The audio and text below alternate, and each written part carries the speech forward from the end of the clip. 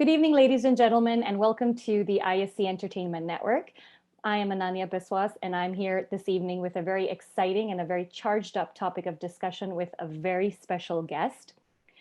So, typically politics is a very unwanted and an unfavored topic of discussion on family dinner tables.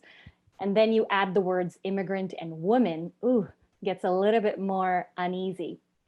But obviously, there have been exceptions. And most recently, the elected vice president of the United States of America is a woman and is a child of immigrants, Miss Kamala Harris. I think that has created a wave of change throughout the world. And we in Canada have our very own leaders doing that for quite a while. So today, to shed some light on that and to share her views and to give us some more insights into the world of politics, we have a very special guest joining us tonight. Please welcome the Honorable Jag Sahota, Member of Parliament, representing the riding of Skyview from Calgary at the House of Commons. Jag, thank you so much for joining us tonight. Thank you so much for having me. It's a pleasure. It's the pleasure is all ours, Jag. So let's get started. Can you tell our viewers a little bit about your foray into politics, your journey? Where did you start? How was life before politics? And of course, how is life now in politics? Okay. Well, I was always interested in politics. My dad was very heavily involved in politics. So I always give an example, whether it was a candidate for mayor who was running or for MLA or the leader of the party. A lot of them used to come to our house Oh, because my dad would bring them to our house and have people come there as well and meet them, meet and greet kind of thing right. situations. So I got exposed to politics at a very young age and I really enjoyed it. And I used to be part of those conversations. I always liked the company of older people. Right. Okay. So I used to jump in, like sit with them as opposed to play with the kids Yeah. of my own age. And I got exposed to politics quite early. And then when I was in, then I decided to go and get a degree in political science and psychology. So I told my dad I want to be a politician. I told my dad at age 6 that I want to be a lawyer and a politician at a fairly young age, and he Wow. never let me change my mind on that. But he's been the pillar of strength. He's been there. He's got my back, and he's somebody I can just go home to and just tell him how my day went without being judged, and that is very important in politics. So I got my degree in political science and psychology. Then I went on to law school, Okay. so I got both of my dreams. I'm Yeah. a lawyer. I practiced for about 10 years before I became a member of parliament. And my real journey into politics started when I threw in my name for the nomination for the MLA position here in Calgary, in the McCall region. And I lost that nomination by 54 votes. Wow. And that hurt a Yeah. lot. I was like, what could I have done to, get over A very the minor hump, you would say. 54 Yeah. vote hump, I guess. Yeah, and then I didn't give up. Then I went on to um, in 2015 I put my name again in for the nomination for UCP. They were PCs at that time. Mhm. So I won the nomination, and then I lost the election to NDP in 2015. Okay. Then the opportunity presented, and in 2018, I once again had the nomination for the federal Conservative Party, and I won the nomination. And luckily, this time I also won the election. So, journey's been interesting. It took me 7 years to get here, Right. but it was my hard work, and I was campaigning every day for those 7 years. Right.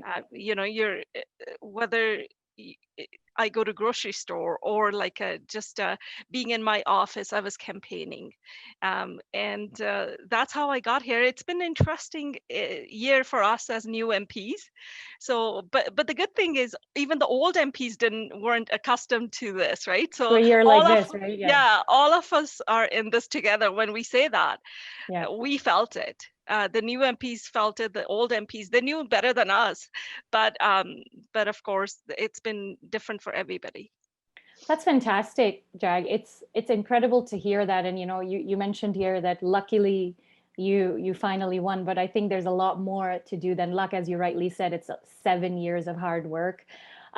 Obviously, I do want to relate to our viewers again that your father was your pillar of strength, as you mentioned. So, like typically in our families, when you see like your parents or your, mom, they're professors, you kind of are geared in that direction, or if they're homemakers you go into that direction. Or for example, my dad was a businessman and he's an entrepreneur, so yes, I'm working in the corporate life, but eventually I do kind of want to follow his path. And I'm a daddy's girl myself, so I do look up to him for a lot of inspiration. So can you, in this entire journey, when you saw a lot of these political figures come visit your home and you sat and you interacted with them, let's go on to that conversation about immigration. Were a lot of these people new immigrants? Were they, born and raised Canadians? Were they seasoned um, politicians? Were they new? How would you kind of share some information if, an immigrant, maybe a brand new Canadian, wants to get into mainstream politics? Um, can you share a little bit? Can you shed some light on that? Well,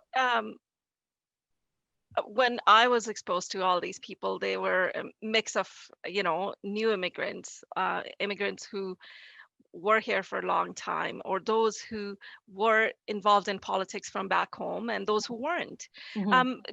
To me, um, the bottom line is now there's a lot of social media access to that. I remember going to high school and the teacher telling us, "Do not believe Google, Yeah. do not believe the internet. Go and read a book." Yeah. I come from Yeah. that era, and now if you need to look something up, you go Google, find Yeah. me that, right? It's social media and access to internet and all the facilities that people have. It has um, made everybody more aware of the political system and politics in general. So it's I feel I don't want to say it's necessarily much easier, but at least there are resources available. Right. Yeah. And politicians like myself, we are accessible. Right. um, that's our role. When you say government elected for the people by the people, Yeah. we are here to represent you, but we're also here, we're very accessible. My office has been open through the pandemic, for example. That's it, fantastic. yeah, it was interesting because a lot of my constituents, for example, in March were stuck in different countries, Hmm. whether it was India or Pakistan or other, like Mexico.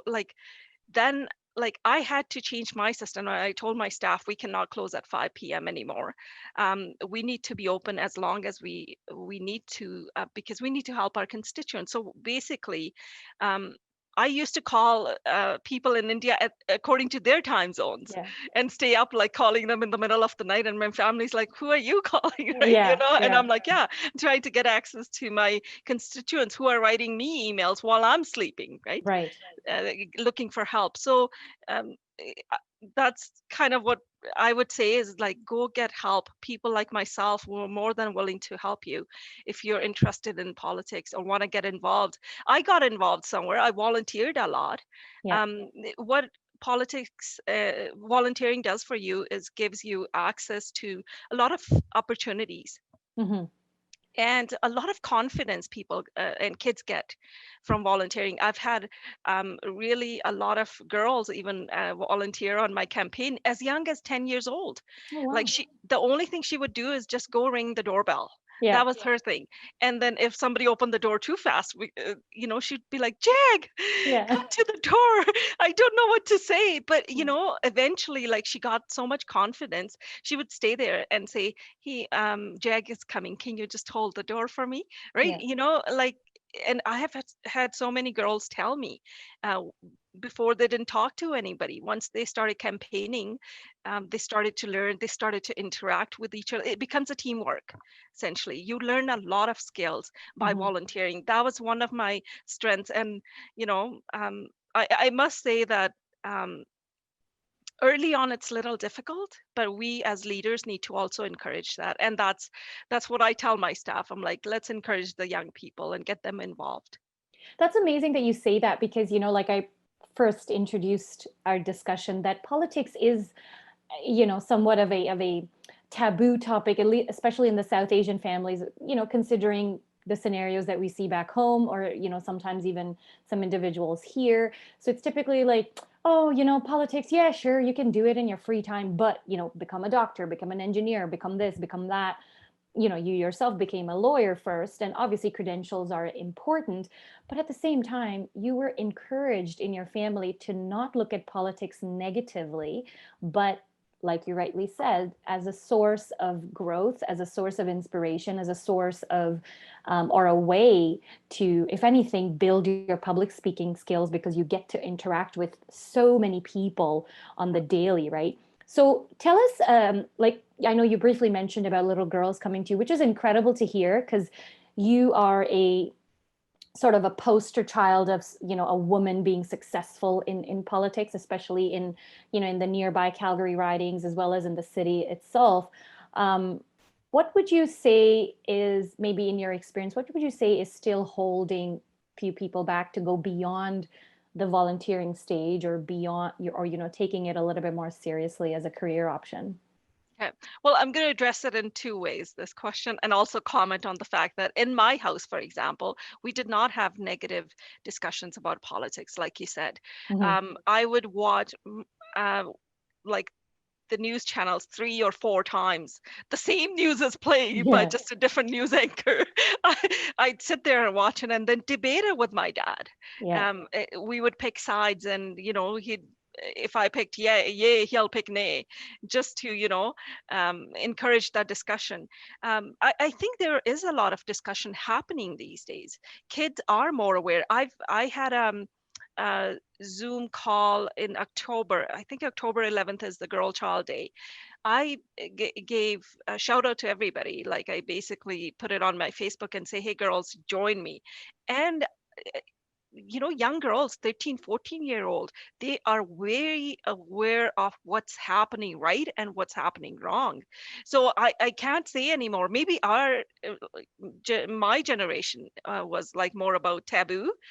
This generation, whether it's taboo or not, they are talking about it. There's Well, a lot that's of really good to discussion. hear. Yeah, there's a lot of discussion. These young girls were, they talked about pay equity issues, right? They're saying, why, yeah, 13, 14-year old. And it was really, really amazing to hear their views. So I would have to say the times are changing. Like I said before, social media has given us the platforms to speak, to put our perspective and opinion and views out there. And it starts interactions, it starts conversations, and that's how you learn. That's what politics is, building that rapport and being able to listen to um, not always agreeing opinions, but also those where people are not agreeing with you, right? And a lot of this is happening right now with the young kids.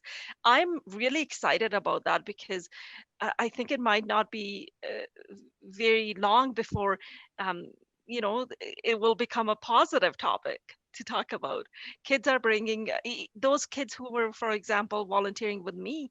They would go home and have discussions. I had a young girl tell me, she goes, I had somebody come to my door, and because Jag, I was volunteering with you, they came to my door and they started selling me the other party, like you know, platform. And I said to them, you know, I can't anymore, because I'm aware of other options as well. So it's being aware of that, becoming aware of that. And a lot of the schools are doing that too. I attend a lot of schools where I encourage young kids to get involved, to volunteer with me as well. Um, So it's about giving them platforms and encouraging them. They make the decision at the end of the day. It's not our decisions to make. I don't push them one way or the other. I give them opportunities, and to me that's most important, and they can make their decisions. In any event, at at different times in our lives, we're aligning with different parties as well, political views, so Yep. it's for them to decide.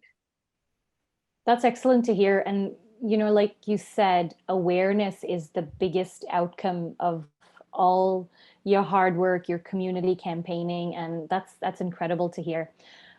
Moving on to, I'll be a little bit bold to ask you this. Like, yes, we're in, with social media, everybody is aware of what's happening now, especially young teenagers and young kids. They're getting a lot more informed.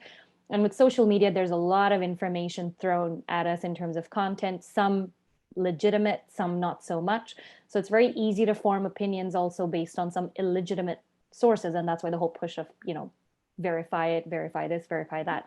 But in this whole scheme of things, the whole gender parity comes into play, whether it's pay gaps, whether it's power, whether it's basic respect.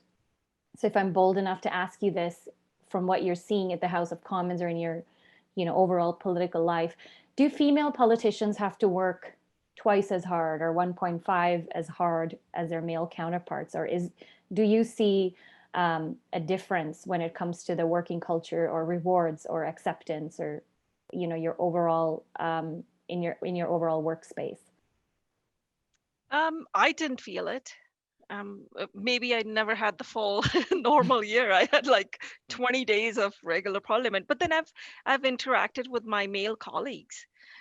There's a lot of respect, even in the Conservative Party, like within our circles. They'll hold the door open. You feel like so special, right? Thank you for doing that. And it doesn't matter. Some of them are like 20-year politicians. They'll hold the door open for a new MP, for Mhm. example, right? They make you feel part of your family. So I didn't feel it at all, to be honest. And same thing for women politicians within the caucus. I felt they were very welcoming, but also like guiding as to what we should do. And we all need that. I'm not a newbie in law, for example, but those students I had, I guided them. That doesn't mean that I felt that I was more important than them, or I was higher up. It just meant that you took somebody under your wings as a lawyer and guide them. That's what I felt Mhm. happened to me when I became an MP. So it's No, been interesting. Yes. that's really good to hear, like from both sides, so men and women. So there is definitely a culture of respect. What about systemic racism, Jag? We obviously hear about it a lot. I know there's a lot of noise on the US side of things, but from as a Canadian perspective, what can you say about that in our House of Commons? Well, in the House of Commons, you Or like, you or know, sorry, in your experience, have you in your total political life, and when you've gone to the parliament. well, I feel look, we need to look at the definition of systemic racism, right? There's different ways of defining it. It means different thing to different people. For example, like you said yourself, it could be a discriminatory justice system outcomes, right? That's one of them. Um, Income inequality could be considered that, or situation where people are victims of discrimination based on their race, sex, or religion. So it means different to different people. I think we need to narrow down the definition to know what it is. But Mhm. it, do we see it? I agree with it that it does exist.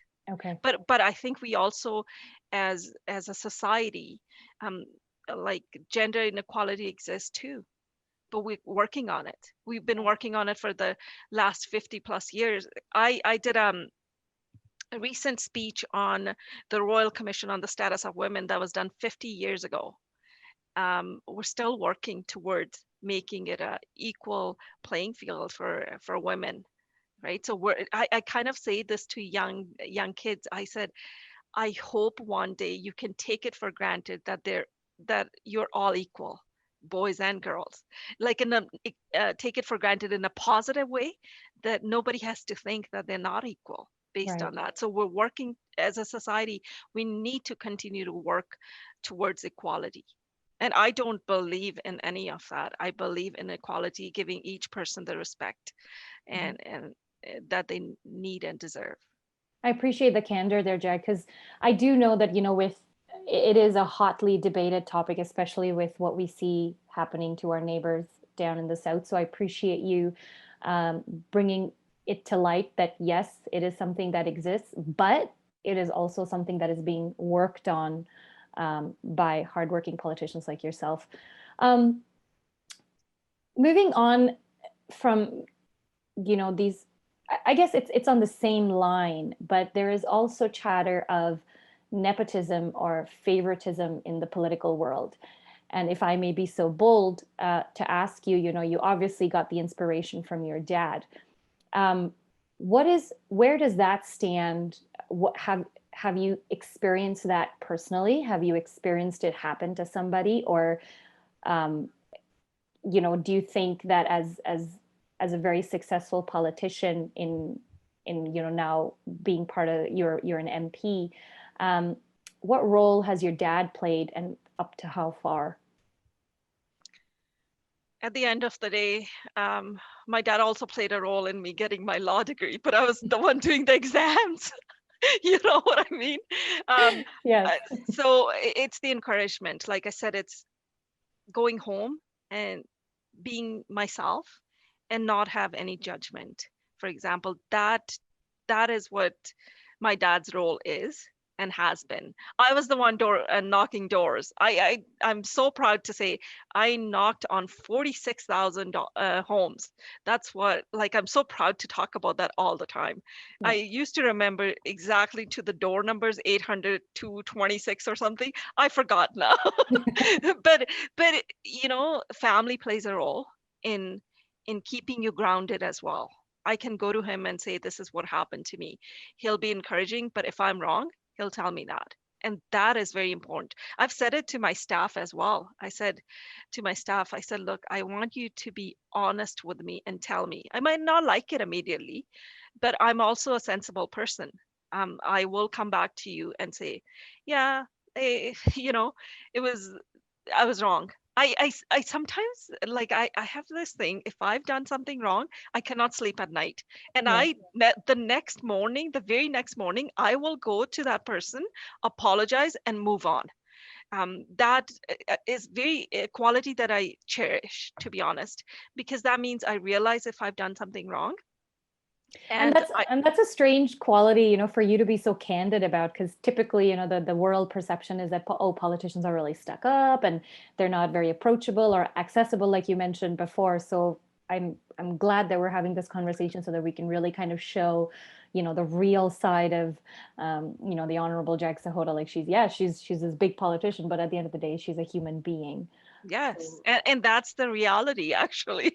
I so I maybe that was the perception created, and like I used to also look at politicians like, wow, right? Like, I do still hold every politician and every human being in high regards, but at the same time, we're human beings. I'm usually like, if you have had issues with something, I've had it too. Like, I'm running late most of the time. It's also, if politics is in my blood, then this is also in my blood that I it's the can't change. IST. I know. I was meeting somebody yesterday. They wanted to take a picture. I was very far away from my office, but they came to my office, wanted to get a picture taken, and I wasn't here. And my staff said, just call Jag yourself, right? Yeah. And they called Wow. me, and they met me close to in a parking lot in a mall, and they took a picture of me because I just said, okay, let's find a location where we can both. They were from Edmonton, so they I said, okay, this is the mall you should come to. Anyways, they came there, took a picture of me, and now I also have lost my train of thought right there. Yeah. That's okay. So This is not talk live. about talk about being honest and just human. I was like, where was I going with Yeah. that story? Well, thankfully this is recorded, so don't worry. Well, I've done that before. People also find that relatable. They're like, yeah, we've done that. Yeah, But, that's that I met them there. Like I said, come and have a picture taken. If it's important to somebody who has come from Edmonton and wants to get a picture taken and it's important to them, please, I'll wait for you there. So I don't I'm not that person who's stuck up. um I like interacting with people. I like meeting them. I like hearing their stories. At the end of the day, politician is a politician only as long as the people are connected with that Absolutely. politician. And reverse is also true. And as long as the politician is connected to people, like I said before, it's for the people, by the people. That's all important. I'm here only because I've been given that opportunity, and my role in all of this is to do the best I can while I'm here and I've been given the opportunity. So I'm very honored to be can you imagine 7 years of hard work and then getting your it's like dream come true in every sense of the word. That's what I felt like. This is the best thing that has happened to me. And And that's so sweet. We can actually see that, even in this conversation, we see the pure joy and we feel, at least I, as a host, while I'm talking to you, I can feel your excitement and the joy that you've truly achieved by, doing this. Like, it's so funny. You gave that example that sure, yeah, my dad helped me, but I did the door knocking and I did the exam. So, you did all the hard work, and I'm sure all the 46,000 doors that you knocked, if they get to see this interview, I'm sure they'll remember you and they'll I appreciate had you so for the hard work. I had so many constituents tell me they had never seen a politician, and I didn't look like myself either. I would just put on those I campaigned from January 2019. It took me 10 months, 10 and a half, almost 11. October Wow. 21st being, yeah, I went to the doors every day, whether it was stormy or it was too hot. I was at their door. Some days people did not open their doors because it was too cold, and I was at the doors from 5 p.m. every day till 8:30. Oh, So wow. yeah, every day, that was my commitment. And that also came from my dad. I would say to my dad, I wanted somebody to tell me, you can take a day off, don't Yeah. worry. I'd go to my dad, I'm like, Dad, I'm going to take can I get a day off? Right. And he'd be like, yeah, sure, you can, but you have to knock on 50 doors first. Yeah. I being alone, that would take 3.5. I'd be like, first few times I was like pumped up. I'm like, okay, I'm gonna get a day off. Yeah. I'm just gonna do 50 doors, then I'm done for the night. Yeah. Well, that takes a long time. That takes about 3.5 hours for a Yeah. single person. So I had a lot of people notice that as well. The community noticed that I was at their doors. That's I was awesome. talking to them, and it pays off. Like I would say to anybody who's interested in politics, it's hard work. Like you also said, it's not only luck. Luck can only play part of the role. I don't know what the percentage, but it's a lot of hard work. You're campaigning all the time. Every day you're campaigning. I have to be aware of what I'm wearing, for example, right? Like even if I go to grocery store, I have to be aware. I have to be, I'm presenting my constituents, but then I'm also their MP at the same Right. time. So I have to be well present, representing and well presented myself as well. So Absolutely. I think if you look at it, and anybody who's interested in doing this, just know it's a lot of hard work. But if you put your heart and soul into it, you'll get there.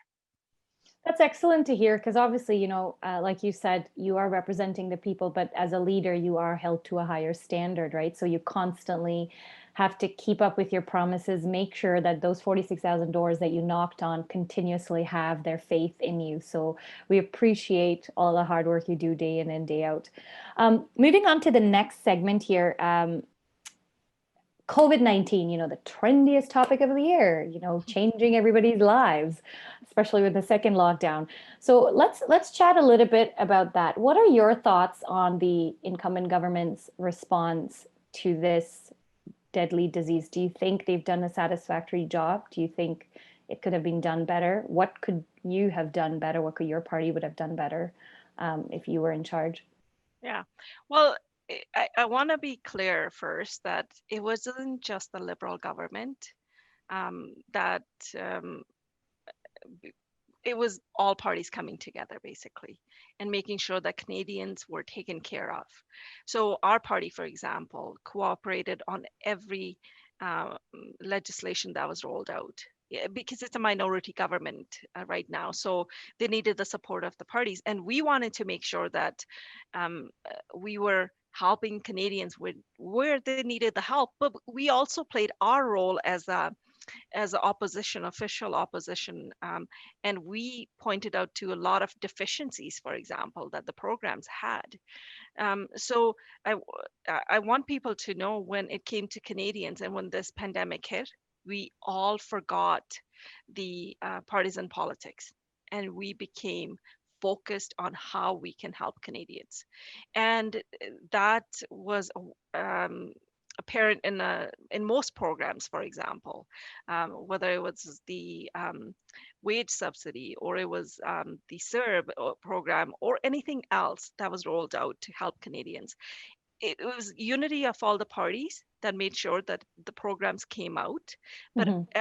as oppositions, we played our roles in pointing out after listening to our constituents, for example. I had a lot of pregnant women call into my office and say, "Hey, I was close to meeting my maternity hours, but now I can't, and I cannot get any help. Like the financial support wasn't available to those pregnant women at that time." So we, for example, raised that issue.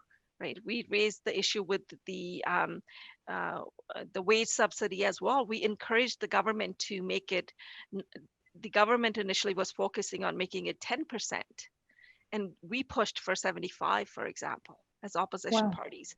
Yeah, so there was a lot of cooperation, but we also played our role as the opposition party and made sure that those Canadians who were being left out from these programs because they didn't meet the criteria, that we raised their voices and we took those voices to Ottawa and we got the programs changed so where they couldn't meet the criteria and qualify for the help that was available. That's amazing. Thank you for sharing that. I think it's important that during the time of crisis, which this year seriously has been an eventful and a crisis unimaginable, it's good to hear that the government came together and obviously the government listened to their opposition and that the entire rollout of legislations and policies were indeed a cooperative and a collaborative effort. That's wonderful to hear, Jag. Recently, you addressed the Parliament as follows. The government is contemplating bailing out the airline companies as COVID-19 continues to wreak havoc on them. However, many of us didn't know that when the airline industry refunds a person their ticket or vacation package, the travel agent automatically gets their commission clawed back. So today I asked the Minister for Women and Gender Equality that if they're going to bail out the airlines to ensure there are financial protections for these travel agents, 82% of whom are women. Can you elaborate on that for us, Jag? Yeah, so I had some constituents from my riding reach out who are travel agents. They basically said when the airlines are returning your ticket fares basically because of COVID Mhm. cancellations and all that. What the airlines is doing is they're going to be clawing back the commissions that the travel agent earned almost sometimes a year ago.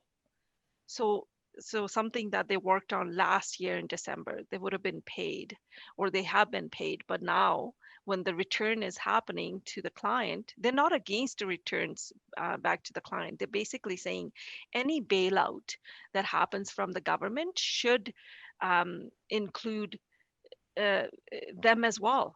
In terms of like, I've had so many people, so many women reach out to me and tell me that it's some of them have to pay like $60,000 in commissions. That Yeah. means putting a lot of these women are single women raising young kids, and they're saying to me basically is that it's not even it's not an option anymore. It's coming down to either putting food on the table or returning the commissions. Right. It's a really bad situation for those travel agents. Mhm. The situation what I was hoping to do was get the Minister for Women and Gender Equality to comment to make sure that, any program that's going to be rolled out had women focus on that, to make Mhm. sure these travel agents, for example, Mhm. 82% of whom are women, Mhm. were taken care of in that program, in that rollout. So there was financial help that could come to them. So as a liberal government, they have said many times they are pro women, and but the minister also has an obligation to put the gender-based analysis lens on every program that's rolled out. Absolutely. Yeah, but what we've seen over the last 9 months since pandemic happened, that wasn't necessarily the case. The example I gave you, the pregnant women, for example, were not able to qualify for those Right. programs or those financial help. Mhm. So what that ended up doing was these women were left out, and yet every program, according to the mandate that's given to the Minister for Women and Gender Equality, like the title says, that lens had to be applied. It wasn't necessarily applied if a lot of these women were left out. So my Right. focus in asking that question was to say, hey, can you, any bailout that's given to the airlines, can you make sure that these Canadian women are taken care of? Because can you imagine like having worked for a year for free for somebody? Exactly. Yeah, That no, absolutely unimaginable, especially at a time where you absolutely need to put food on the table because there's no other source of income for you to go looking for. And it's interesting you say this because, as much as the pandemic has been an immediate crisis, I can see how the gender analysis can slip through the cracks because the government just wants to kind of roll out these policies or legislations to get the industries back on track, getting people there, some sort of respite from because of the job losses and such. But they do fail to take into account, certain aspects that are indeed gender biased or these favor one gender over the other. So to your point, these travel agents being, 82% of them being women. So incredible, like politicians like yourself kind of raise their voices to, as opposition or as collaborating politicians bring these to the table, right? and it's important because you can't say we forgot. You can't say that as government. You Mm-hmm. have the resources. You have a Mm-hmm. mandate. And I've given two examples, the pregnant women, these travel agents, but then there were also women who run small businesses. They did Correct. not have, didn't have checking accounts, for example. They couldn't apply for the financial help either Correct. because they didn't, once again, meet the criteria. So when you have a mandate to ensure that every program, and you say that we will put a GBA plus gender-based analysis lens on every program that's that that is rolled out, and then a lot of these women are left out, it's not very reassuring to the Canadian women. You bet.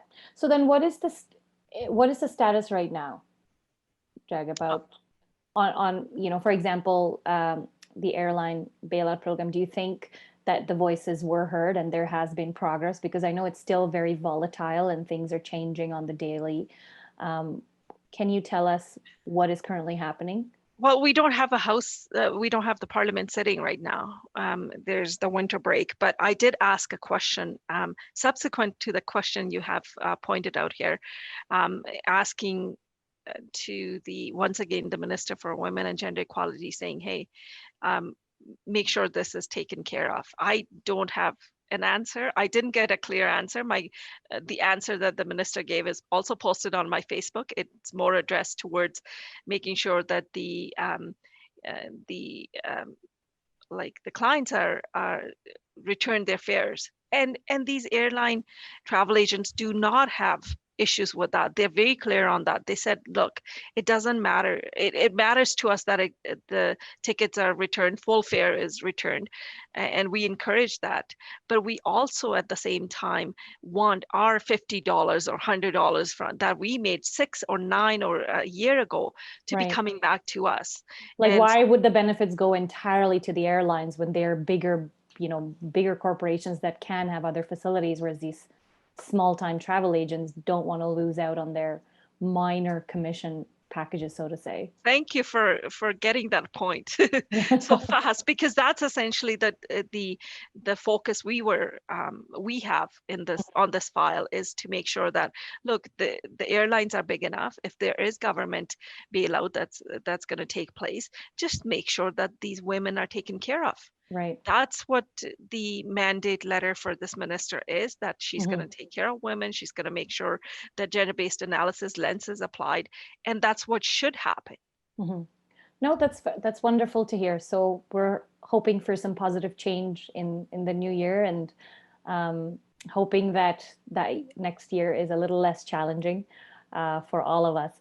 Well, thank you so much, Jag, for joining us tonight. Really appreciate this chat, and so wonderful to hear, your backstory, your motivations behind getting in front of your community, and obviously your continued desire to help and to be as transparent as a politician as possible. I will encourage our viewers to please go out and check out Jag's Facebook page for the latest updates and for all the latest initiatives that she's doing.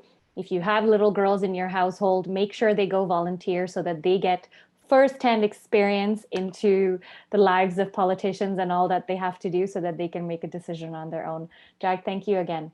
Thank you so much for the opportunity. I do want to say, whether it's young girls or, uh, you know, uh, adult girls or women, please, like, even if you're not interested in politics, and as in running for a political party or a position, but at least participate in politics. This is our home. What is happening in Canada is important to us, and it's important for us to get involved one way or the other. If you want to run for politics, please give me a shout as well. And I do want to encourage all the young girls to come and volunteer. And we will make sure that we accommodate you in whichever way you want to be involved. We'll make sure that we do that, because it's the young generation that's holding the torch, and we should start giving that torch a little bit at a time, and Absolutely. see them benefit from our examples and our experiences. I said in one of my speeches that I want these girls of this age to look back 50 years and say, women like myself or yourself have done something to pave the path for them, so that it's what hurdles we had, so that they don't have. So we clear the path a little bit at a time, Yeah. and make their journey a bit smoother than we had. But we've learned from our experiences, and I appreciate and cherish every experience I have. So thank you for taking me to your viewers, and I look forward to more of these interactions in the future.